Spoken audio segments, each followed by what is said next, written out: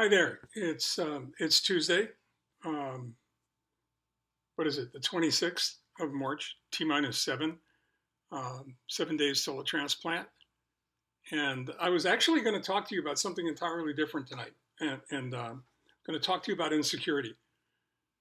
But my insecurity, not yours, of course, but the insecurities that you face when you're facing something like this. But instead, I'd like to take a couple of minutes to to talk to you about community.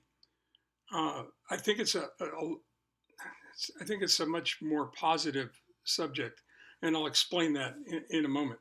Leslie and I, as I've told you before, are living remotely for the next number of living remotely for the next number of months. 30 days starting this coming Friday uh, as an inpatient in the hospital at City of Hope here in Duarte, California, and and then possibly another 100 days before my immune system rebuilds itself to the point where I can actually uh, survive. And we go down to one clinical visit a week as opposed to two, and the need to be within 15 minutes of the hospital.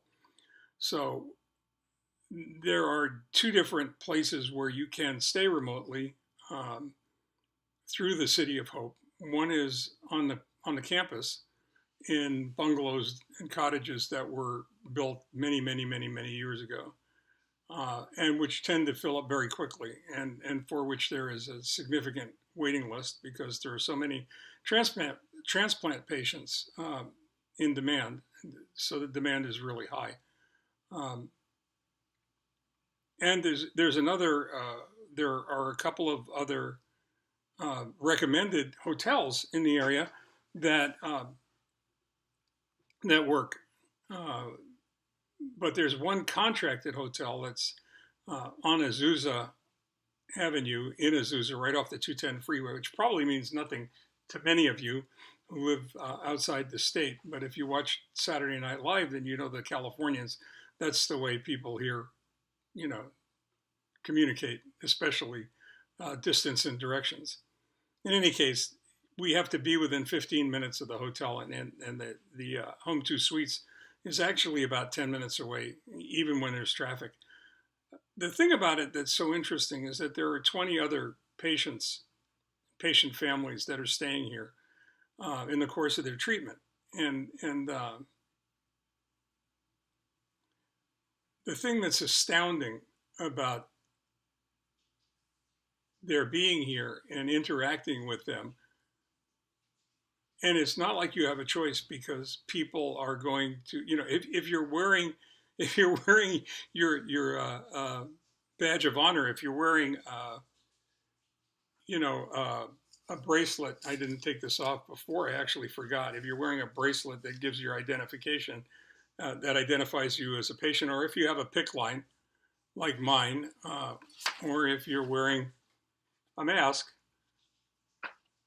they know that you're part of this greater community, this fraternity and sorority of cancer patients and survivors, and especially bone marrow transplant survivors. Um, which is, as I've said before, really like mad science. So it's not uncommon for somebody to just on the fly ask you who you are and where you're from and what you're in for. You know, what exactly are you being treated for?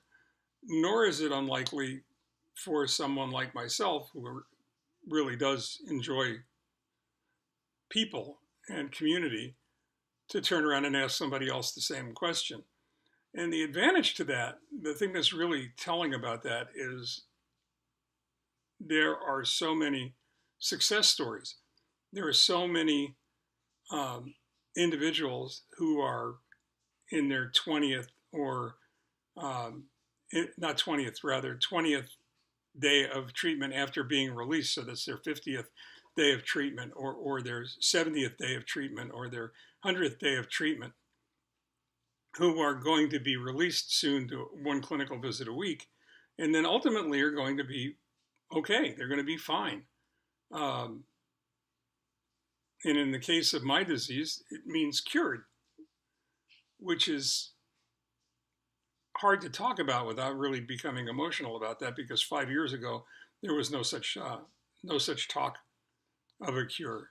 Uh, there was only treatment, that was palliative until the inevitable took place, which is not terribly pleasant for any of us to hear, especially if you're living a vital, energetic, meaningful life, and you still feel like you have, pardon my French, shit to do, which I do. I feel like I'm not done yet, and hopefully, hopefully I'm right. In any case, but the idea of community is critical, and we all share the same thing in common. And there's a lesson there. There's a lesson there within the automotive repair community that I hope I've done some good trying to promote, this need for us to recognize that we are this industry, that we are the automotive service industry, and that without us it would not exist. But it goes beyond that. It goes way beyond that to many other levels of community in all kinds of micro uh, organisms of people interacting with each other. Uh, but the kindness and generosity of the cancer patients and survivors we've met over the last 5 years is astounding. The level of hope that they have, um, the guts, the determination, the courage, um, is humbling. It makes you recognize the fact that and I've said this for years in the seminars that I've done, that if somebody else has done it, it's not impossible. So quit whining about it and just get to work. And I feel the same way about my own treatment, by the way. If somebody else has survived it, I can survive it. Quit whining and just go to work. And that's what I intend to do. Uh, but I think it's important that we recognize that there's a lot to be learned from folks who are going through the same thing that you're going through, experiencing the same reality that you're experiencing.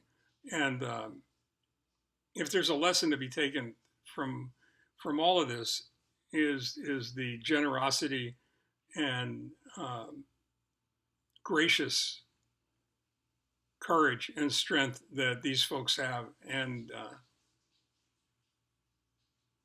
how important it is to emulate them. So that's my story, and I'm sticking to it for tonight. I had wanted to talk about something entirely different, but I think that was important to share that with you today. I'll be back tomorrow when it's T-6. So thank you all very much. Good night. Stay well. Take care.